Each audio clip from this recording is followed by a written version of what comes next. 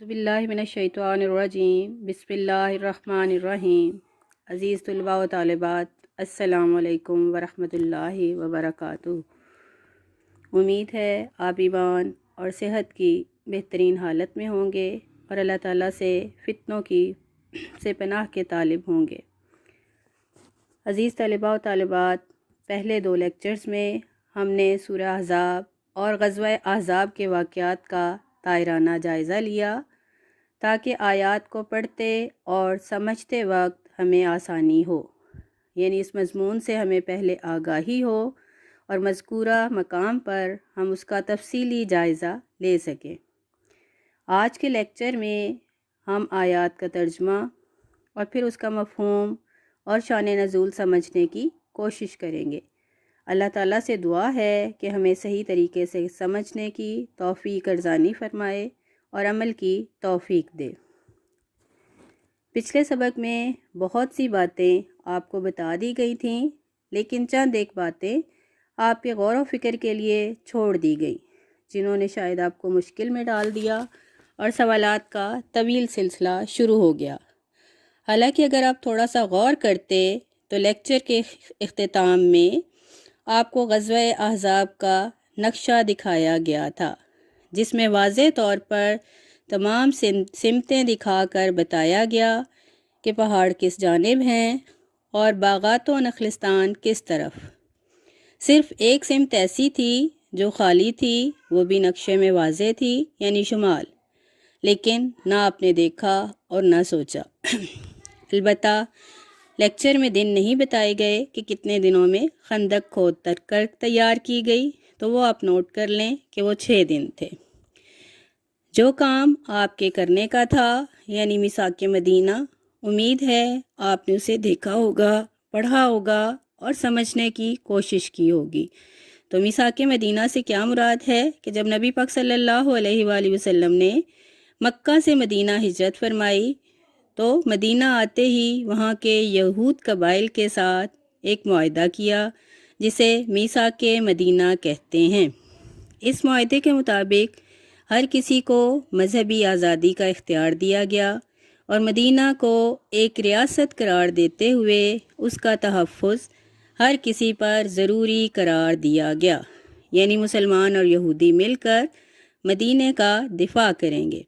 کسی بھی حملے کی صورت میں، اور یہی شک آگے کے مضامین سے متعلقہ ہے جو ہم اس مقام پر پڑھیں گے۔ تو آئیے شروع کرتے ہیں آج کا اپنا لیکچر، یعنی سورہ احزاب کی آیات اور ان کا ترجمہ۔ بسم اللہ الرحمن الرحیم۔ یا ایہا النبی، اے نبی صلی اللہ علیہ وآلہ وسلم، اتقی، تقوی کے لفظ سے ہے، یعنی تقوی اختیار کیجئے، ڈرتے رہیے اللہ تعالیٰ سے۔ یا ایہا النبی،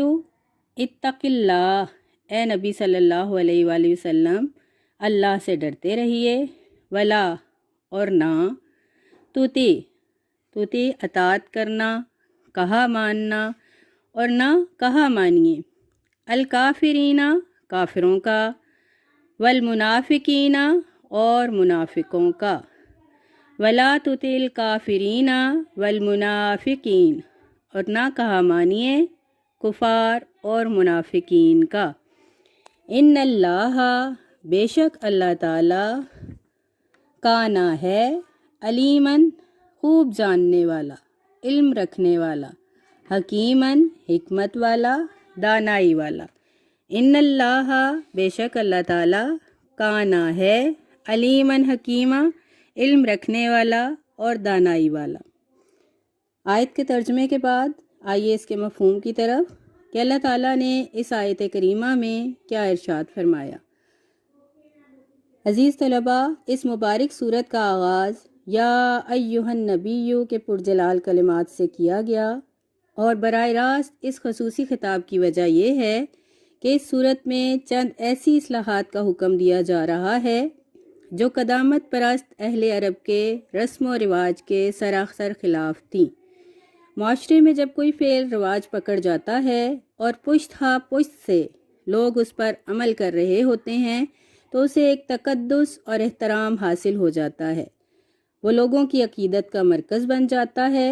اور وہ اس بارے میں اتنے جذباتی ہو جاتے ہیں کہ اس میں کسی اصلاح اور ترمیم کو برداشت نہیں کرتے اور کسی بڑی سے بڑی ہستی کو بھی اس میں رد و بدل کرنے کی اجازت نہیں دیتے۔ قوموں کی اصلاح کا بیڑا اٹھانے والوں کے لیے یعنی انبیاء کرام کے لیے سب سے صبر آزما لمحے یہی ہوتے ہیں جب وہ کسی غلط رسم و رواج کے خلاف علم جہاد بلند کرتے ہیں، کیونکہ اس صورت میں عرب کے قدامت پسند معاشرے اور اس کے غلط رواجوں کی اصلاح کرنا مقصود ہے اور قوم کے شدید رد عمل کا اندیشہ ہے۔ اس لیے اللہ تعالیٰ نے نبی کریم صلی اللہ علیہ وآلہ وسلم کو خصوصی طور پر خطاب فرما کر چند ہدایات سے سرفراز کیا تاکہ نبی پاک صلی اللہ علیہ وآلہ وسلم ان مشکل حالات میں ثابت قدمی اور استقامت کا مظاہرہ کریں۔ اگر آپ قرآن کریم کا مطالعہ کریں تو آپ دیکھیں گے کہ دوسرے انبیاء کو ہمیشہ ان کے نام سے مخاطب کیا جاتا، جیسے یا آدم، یا نوح، یا ابراہیم، لیکن اپنے حبیب صلی اللہ علیہ وآلہ وسلم کو جب بھی خطاب فرمایا تو نام سے نہیں بلکہ کسی وصف سے، جیسے یا ایھا المزمل، یا ایھا المدثر، تو گویا اس سے نبی پاک صلی اللہ علیہ وآلہ وسلم کی شان بیان کرنا مقصود تھا۔ اور اس کے بعد فرما دیا کہ آپ صلی اللہ علیہ وآلہ وسلم تقوی اختیار کریں اور اس کا دامن ہاتھ سے نہ چھوڑیں بلکہ استقامت کے ساتھ اس راہ پر گامزن رہیں۔ پھر دوسری بات کہ حضور صلی اللہ علیہ وآلہ وسلم کفار و منافقین کے ساتھ بڑے لطف و کرم سے پیش آتے اور ان کی دلداری کا خیال رکھتے، تو ان کو یہ غلط فہمی ہو گئی کہ اگر کوئی غلط صلاح یا مشورہ دیں گے تو حضور صلی اللہ علیہ وآلہ وسلم اسے قبول فرما لیں گے۔ چنانچہ جنگ احد کے بعد ابو سفیان، اکرمہ اور چند اور لوگ مدینے میں آئے اور عبداللہ بن ابی کے ہاں مہمان ٹھہرے۔ پہلے انہوں نے امان طلب کی، اس کے بعد خدمت اقدس میں حاضری دی اور کچھ باتیں پیش کرنے کی اجازت چاہی۔ ان لوگوں کی معیت میں عبداللہ بن ابی اور کچھ اور لوگ یعنی توما بن ابریق بھی چلے آئے۔ دوران گفتگو ابو سفیان نے کہا کہ آپ لات، منات اور عزا جو ہمارے معبود ہیں ان کے خلاف کچھ کہنا چھوڑ دیں اور اعلان کر دیں کہ یہ بت بھی شفاعت کریں گے اور جو لوگ ان کی پوجا کرتے ہیں ان کو بچا لیں گے، تو ہم آپ سے اور آپ کے رب سے اس کے بعد کوئی تعرض نہیں کریں گے۔ ان کا یہ بےہودہ اور لاغو مشورہ سن کر نبی اکرم صلی اللہ علیہ وآلہ وسلم کو سخت کوفت ہوئی۔ حضرت عمر رضی اللہ تعالیٰ عنہ بھی موجود تھے، عرض کرنے لگے یا رسول اللہ صلی اللہ علیہ وآلہ وسلم، مجھے اجازت دیجیے کہ میں ان گستاخوں کے سر قلم کر دوں۔ حضور صلی اللہ علیہ وآلہ وسلم نے فرمایا میں انہیں امان دے چکا ہوں۔ پھر حضور پاک صلی اللہ علیہ وآلہ وسلم نے انہیں مدینہ سے نکل جانے کا حکم دیا۔ اللہ تعالیٰ نے فرمایا کہ یہ کفار اور منافق اس قابل نہیں کہ ان کی بات مانی جائے، آپ صرف اور صرف ان احکام کی پیروی کیجیے جو علیم و حکیم خدا نے آپ صلی اللہ علیہ وآلہ وسلم پر نازل فرمائے۔ پھر فرمایا واتبع، اتباع کرنا، پیروی کرنا، اور پیروی کیجیے ماں جو یوحا وحی کیا جاتا ہے، الا طرف کا آپ صلی اللہ علیہ وآلہ وسلم کی طرف، من سے ربک آپ کے رب کی طرف سے، واتبع ما یوحا الیک من ربک، اور پیروی کریں اس کی جو وحی کیا جاتا ہے آپ کی طرف آپ کے رب کی جانب سے۔ ان اللہ، بے شک اللہ تعالیٰ، کانا ہے، بما جو تعملون تم عمل کرتے ہو، خبیر اس سے باخبر۔ ان اللہ، بے شک اللہ تعالیٰ، کانا ہے، بما جو تعملون تم کام کرتے ہو، تم عمل کرتے ہو، خبیراً اچھی طرح باخبر۔ وتوکل علی اللہ، اور اللہ پر بھروسہ کیجیے۔ وکفیٰ باللہ وکیل، اور کافی ہے اللہ تعالیٰ وکیل کارساز۔ توکل جیسے اردو میں استعمال کرتے ہیں، بھروسہ اللہ پر، اللہ پر بھروسہ رکھیے، کفا کافی ہے، باللہ اللہ، وکیلاً کارساز۔ تو نبی پاک صلی اللہ علیہ وآلہ وسلم کو بتا دیا کہ آپ صرف ان احکام کی پابندی کریں جو اللہ تعالیٰ نے بذریعہ وحی آپ صلی اللہ علیہ وآلہ وسلم پر نازل فرمائے، اور وہ آپ کے تمام اعمال کو جانتا رہا ہے۔ باقی رہیں کفار کی دھمکیاں اور منافقین کی ریشہ دوانیاں اور ان کی شرارتیں، تو آپ ان کی بالکل پرواہ نہ کریں اور اپنے رب پر بھروسہ کریں، اپنے سارے کام اسی کے سپرد کر دیں۔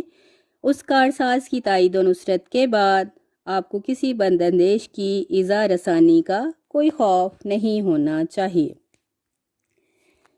ماں نہیں، جعلہ بنائے، اللہ تعالیٰ نے،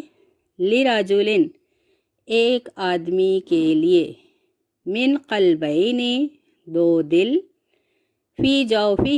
اس کے پیٹ میں، اس کے پہلو میں۔ قلب کہتے ہیں ایک دل کو، یہاں پر تثنیہ کا صیغہ ذکر کیا گیا، قلبین دو دل، جوف کہتے ہیں پیٹ کو، شکم کو۔ ما جعل اللہ لرجل من قلبین فی جوفہ، نہیں بنائے اللہ تعالیٰ نے کسی ایک آدمی کے دو دل اس کے شکم میں، اس کے پیٹ میں۔ پہلے آیت کے اس حصے کو سمجھتے ہیں کہ یہ ایک الگ مضمون ہے، اور پھر اگلے حصے کی طرف چلتے ہیں۔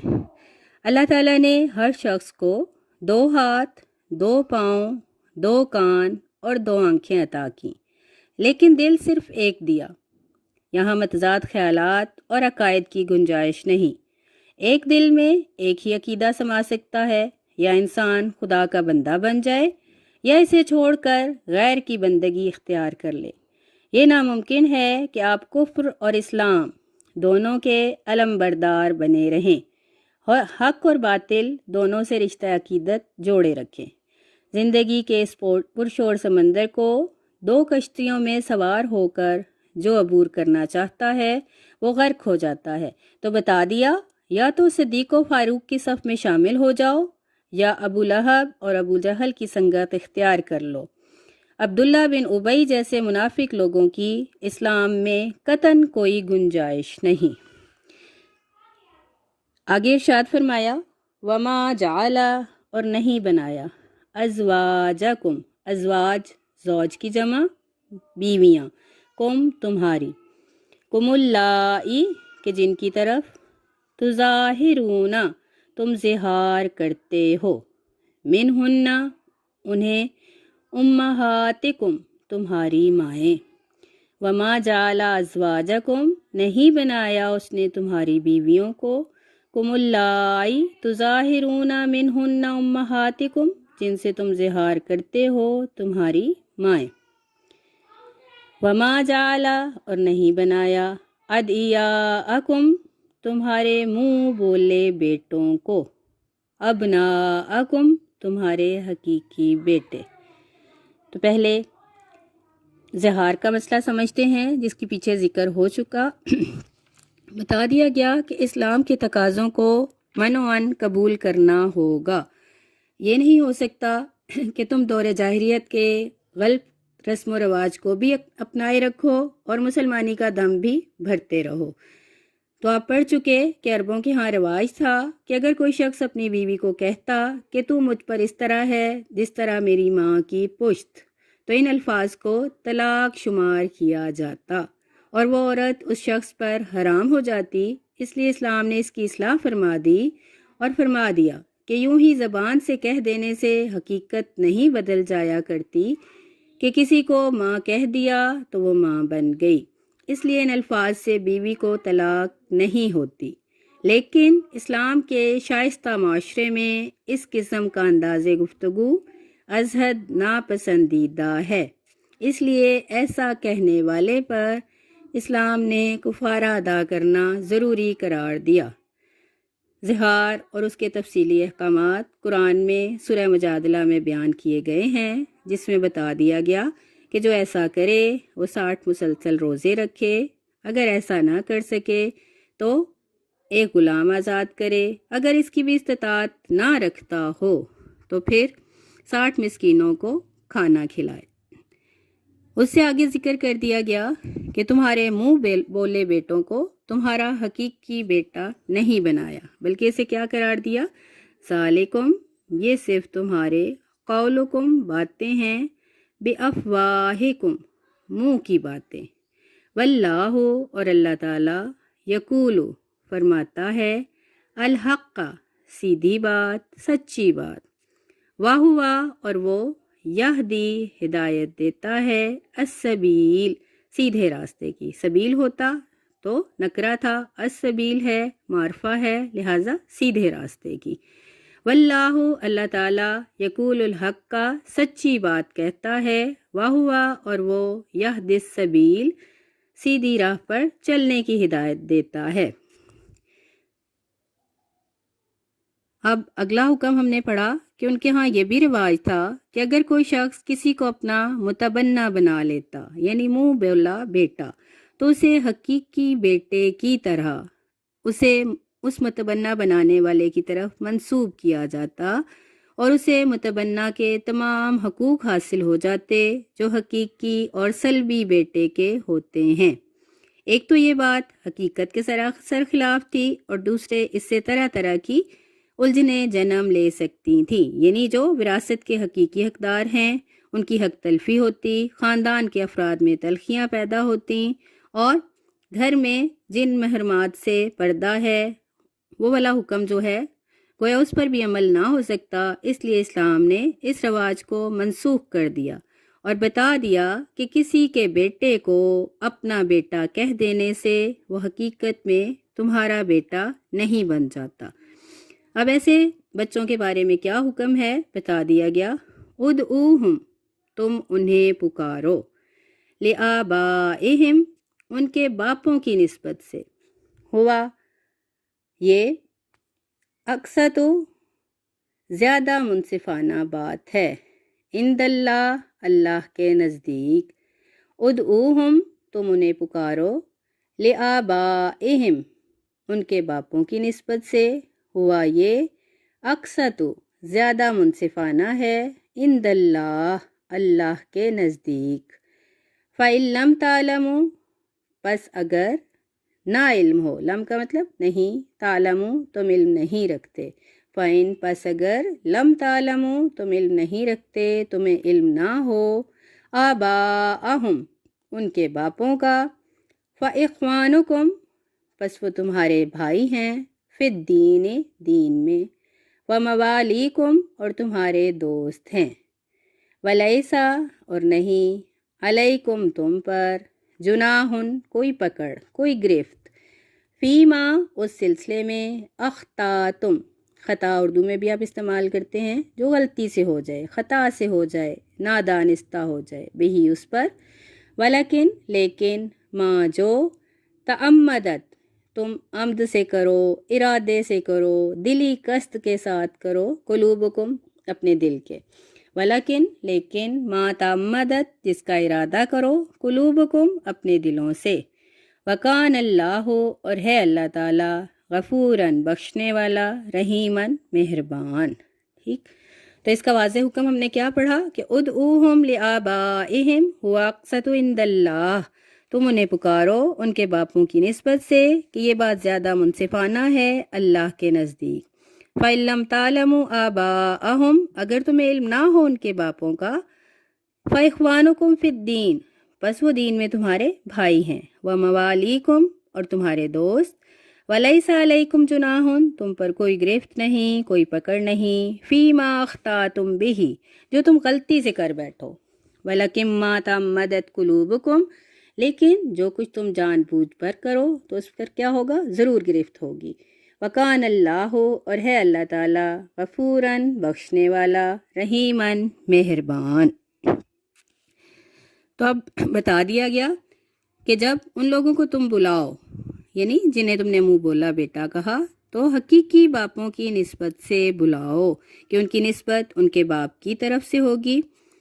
اور انہیں ان لوگوں کا بیٹا کہہ کر مت پکارو جنہوں نے انہیں متبنہ بنایا ہے۔ پھر بتا دیا اگر تمہیں ان کے حقیقی باپوں کا علم نہیں تو پھر وہ تمہارے دینی بھائی ہیں، انہیں بھائی یا دوست کہہ کر پکارو۔ اس آیت سے گویا اپنے نسب کی حفاظت کا حکم دے دیا گیا اور اس بات سے سختی سے روک دیا کہ کوئی شخص دانستہ اپنے آپ کو کسی غیر کا بیٹا کہے۔ پھر بتا دیا گیا کہ گفتگو میں جو بات ارادے اور نیت کے بغیر زبان سے نکل جائے اس پر کوئی پکڑ نہیں، البتہ جو خلاف شرع بات تم جان بوجھ کر قصدن ارادتاً کرو گے اس کی سزا تمہیں ضرور دی جائے گی۔ اگر غلطی کرنے کے بعد تمہیں ندامت ہو اور تم سچے دل سے توبہ کر لو تو تمہاری توبہ قبول ہوگی، کیونکہ اللہ کی بخشش بڑی عام ہے، اس کا دامن رحمت بڑا وسیع ہے۔ اب اس آیت کے بارے میں جانتے ہیں کہ یہ کب نازل ہوئی، یعنی اس کا شان نزول کیا تھا۔ تمام علماء تفسیر کا اس بات پر اتفاق ہے کہ یہ آیت حضرت زید بن حارثہ کے حق میں نازل ہوئی جو شام کے باشندے تھے۔ تہامہ کے چند سواروں کا ادھر سے گزر ہوا، حضرت زید ابھی بچے ہی تھے، انہوں نے انہیں پکڑ لیا اور اپنے ساتھ لے آئے اور اس کے بعد انہیں فروخت کر دیا۔ حکیم بن حزام جو ام المومنین حضرت خدیجہ الکبریٰ رضی اللہ تعالی عنہا کے بھتیجے تھے، انہوں نے حضرت زید کو خرید لیا اور خرید کر اپنی پھوپھی صاحبہ کو تحفتاً پیش کیا۔ حضرت ام المومنین حضرت خدیجہ الکبریٰ نے حضرت زید کو حضور صلی اللہ علیہ وآلہ وسلم کی خدمت میں بطور ہدیہ پیش کر دیا۔ حضور صلی اللہ علیہ وآلہ وسلم نے انہیں آزاد فرما دیا اور اپنا متبنہ بنا لیا، یعنی منہ بولا بیٹا۔ زید کے والد حارثہ اپنے بیٹے کے فراق میں دیوانہ ہو گئے اور اس کی تلاش میں ملک ملک کی خاک چھان ماری، اور اپنے بیٹے کے فراق میں انہوں نے اشعار بھی کہے، جیسے اشعار ہیں جنہیں پڑھ کر دل پسیج جاتا ہے۔ ان اشعار سے قطع نظر ہم آگے کی طرف دیکھتے ہیں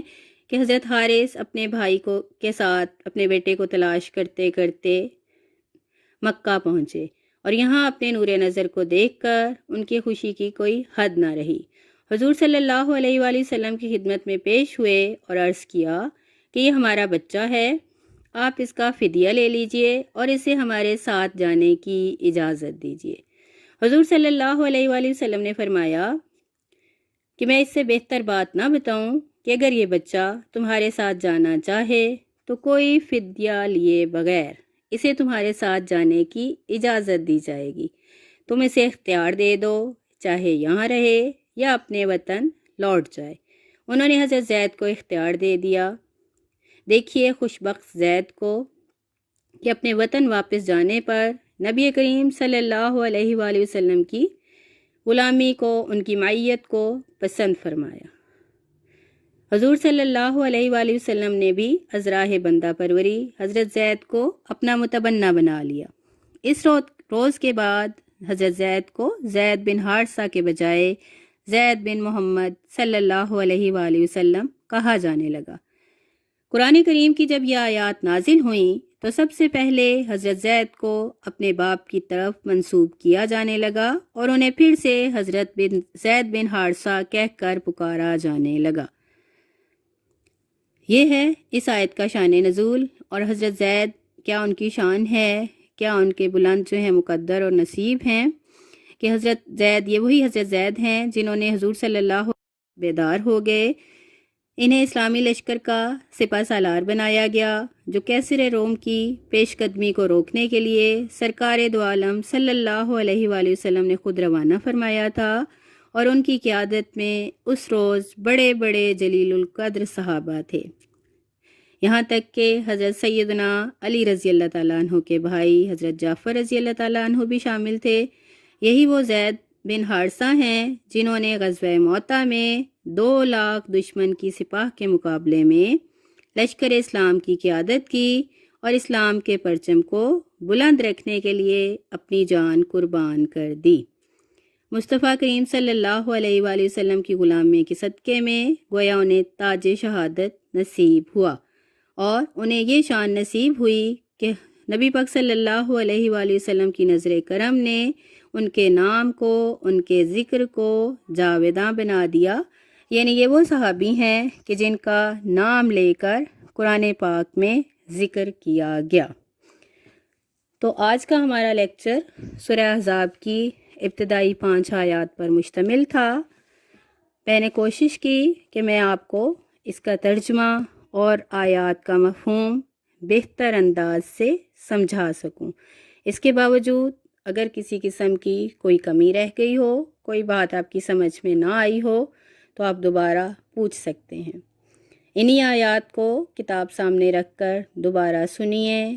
سمجھیے، اس کا مفہوم سمجھیے، اور پھر جو سوالات ذہن میں آئیں وہ بے شک آپ اپنے اساتذہ سے پوچھ لیں۔ اس کے کچھ اور معروضی سوالات یا آیات کے متعلق سوالات وہ ہم مشق کے ساتھ اختتام پر اپنی نوٹ بک پر تحریر کریں گے۔ ابھی آپ ان کو یاد کریں، ان کا ترجمہ یاد کریں اور اپنے گھر والوں کو سنائیں۔ اللہ تعالیٰ آپ کا حامی و ناصر ہو۔ فی امان اللہ۔